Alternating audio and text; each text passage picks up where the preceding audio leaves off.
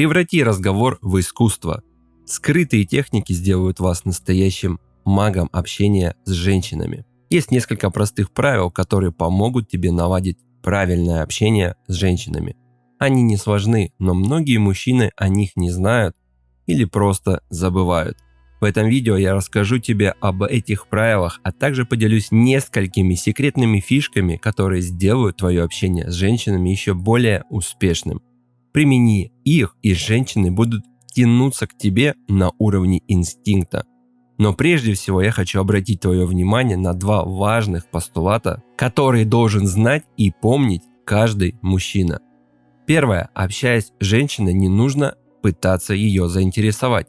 Ведь ты не клоун в цирке и не студент на экзамене. Если ты думаешь о том, как привлечь внимание своей собеседницы, как ее расположить к себе, ты тратишь на это свой ресурс, а ресурсом надо заряжаться. Ты находишься в позиции нуждающегося, поэтому старайся сменить фокус внимания с вопроса, как ее заинтересовать, на вопрос, как мне получить от этого общения удовольствие.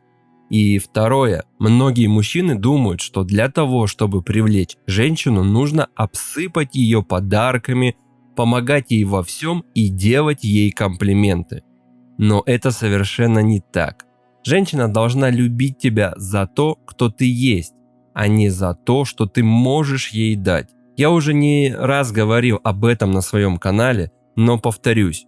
Цветы и подарки твоей женщине – это хорошо. Помогать ей тоже хорошо. Но делай это не ради того, чтобы понравиться ей, а ради того, чтобы выразить свою благодарность за ее заботу и внимание к тебе. Подарки – это благодарность женщине за ее заботу и внимание по отношению к тебе, а не способ ее заинтересовать. А как же правильно общаться с девушкой? Для этого достаточно следовать нескольким простым правилам. И первое правило – убери суету. При общении с женщиной не нужно скакать с темы на тему. Распространенная ошибка многих мужчин состоит в том, что в переписке, при разговоре по телефону или при личной встрече они постоянно меняют тему разговора. Поговорили немного о новостях, потом поговорили о том, как ты съездил на рыбалку, потом о ее коте, который поранил лапку и так далее. Приведу пример такого диалога. Представим, что девушка тебе звонит и спрашивает: «Привет, как дела?» Ты отвечаешь: «Нормально, на рыбалку съездил». «А у твоего кота как дела?» На это девушка отвечает: «Плохо, хромает». А далее идет совет, за которым тебе можно присвоить звание «Капитан Очевидность». Попробуй свозить к ветеринару. И далее разговор продолжается в таком же ключе. Такое суетливое общение показывает женщине твою неуверенность, показывает, что ты не знаешь, о чем с ней разговаривать, и поэтому скачешь с темы на тему. Вместо этого, понимая, что сама рыбалка не совсем женщинам интересна, ты можешь рассказать какую-то интересную историю, которая там с тобой приключилась. Допустим, как вы чуть не попали сотрудникам речного надзора и как скрывались от них. Эта история достаточно интересная, и ее можно обсуждать достаточно долго. Можно добавить туда и шуток про то, что если бы тебя поймали, то сейчас ты общался бы не с ней, а с судом присяжным и так далее. Также можно добавить в историю драматизма, поделившись своими переживаниями и рассказав, как сильно ты волновался в тот момент, думая, что у вас уже нет шансов уйти от преследования. Поэтому старайся добавлять в свою речь интересные детали и нюансы, более подробно раскрывая тему. Как правило, проблемы с поддержанием диалога наблюдаются у тех мужчин, которые банально не умеют интересно рассказывать истории. Если у тебя с этим проблемы, то курсы актерского мастерства или ораторского искусства тебе в помощь. Второе правило – есть вопросы закрытые, а есть вопросы открытые. На закрытый вопрос можно ответить «да» или «нет». На открытый вопрос потребуется более развернутый ответ. Например, если ты спросишь женщину: «Ты когда-нибудь была в Сочи?», то она ответит тебе либо «да», либо «нет». А вот на вопрос, какие ощущения ты испытала, когда, получив права, первый раз села за руль автомобиля, уже достаточно сложно ответить. Поэтому, если ты что-то спрашиваешь у женщины, старайся делать акцент именно на открытые вопросы. И даже если приходится задавать закрытый вопрос, то используй его в связке с открытым. Пример. Ты когда-нибудь была в Сочи? Да.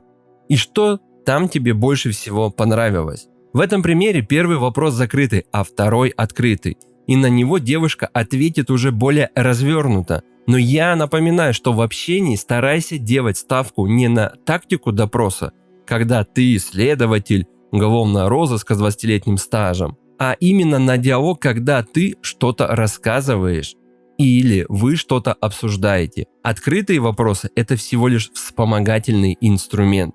Третье правило. Есть очень полезная фишка, которую используют все женщины без исключения.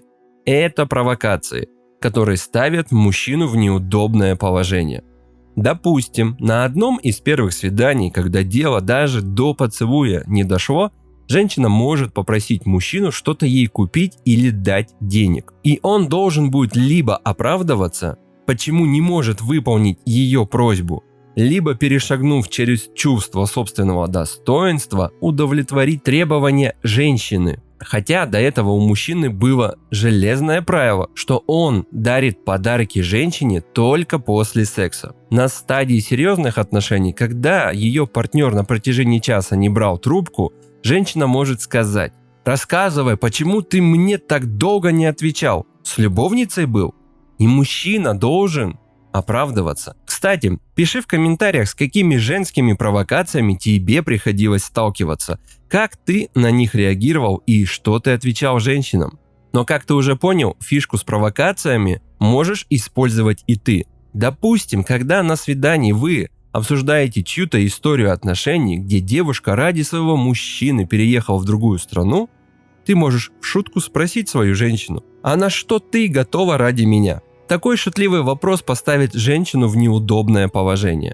Или если это первое свидание, через минут 40 после его начала, когда женщина уже расслабится и у вас возникнет доверительная беседа, ты можешь ее в шутку спросить: «А почему ты пришла без цветов? Я привык, что девушки меня добиваются». Это вроде бы и шутка, но использование таких простых вопросов, которыми ты ставишь женщину в тупик, позволяет почувствовать ей твою моральную силу. И, кстати, не нужно думать, что это какие-то манипуляции.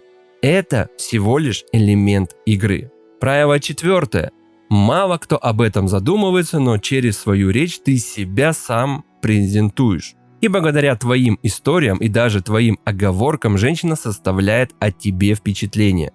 Если ты ей говоришь, что практически не пьешь и вообще не куришь, но одновременно рассказываешь веселые, как ты думаешь, истории про своего друга, который приехал в 3-звездочный отель в Турции на all-inclusive и настолько увлекся поглощением алкоголя, что даже море ни разу и не увидел. Услышав подобную историю, девушка заподозрит, что раз у тебя такие друзья, то наверняка ты тоже любишь выпить. И если все твои истории будут сводиться к рассказам про работу, то о тебе можно будет составить впечатление как о человеке, который живет по принципу работа-дом. Поэтому, если даже ты сильно загружен работой, я настоятельно рекомендую выделить хотя бы 2 вечера в неделю на спорт или какое-то хобби, чтобы хоть как-то разнообразить свой внутренний мир. И делать это нужно не для того, чтобы развлекать женщин на свиданиях. Делать это нужно прежде всего ради себя,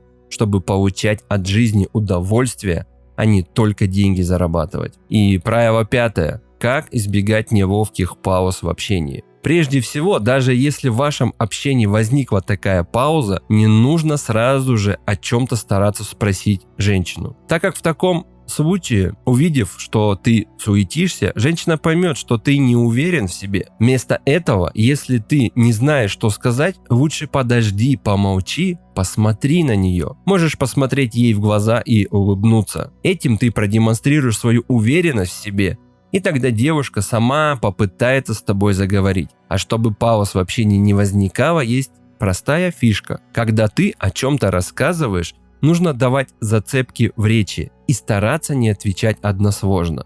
Допустим, если девушка тебя спрашивает, как ты провел выходные, Не нужно отвечать: «Я ничем особым не занимался». Даже если ты действительно никуда не выходил из дома, можешь рассказать, какой фильм ты посмотрел или какую книгу читал. Так ты ей дашь зацепку для продолжения диалога.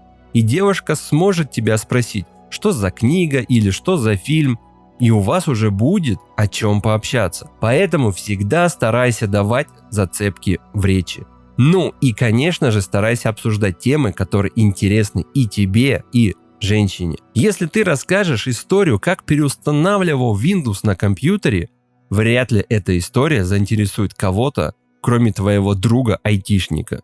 И последнее правило. Обязательно анализируй, что женщина из себя представляет как личность. Всегда стремись составить ее психологический портрет. Для этого задавай ей правильные вопросы. Благодаря этому ты сможешь избежать неприятных сюрпризов в будущем, заранее узнав, какие скелеты в шкафу она от тебя скрывает. Друзья, если вам понравилось это видео, то не забудьте, пожалуйста, подписаться на мой канал, поставить лайк этому видео, а также поделитесь в комментариях, что вы думаете на эту тему. Спасибо вам огромное за просмотр и увидимся с вами в следующих видео. Пока.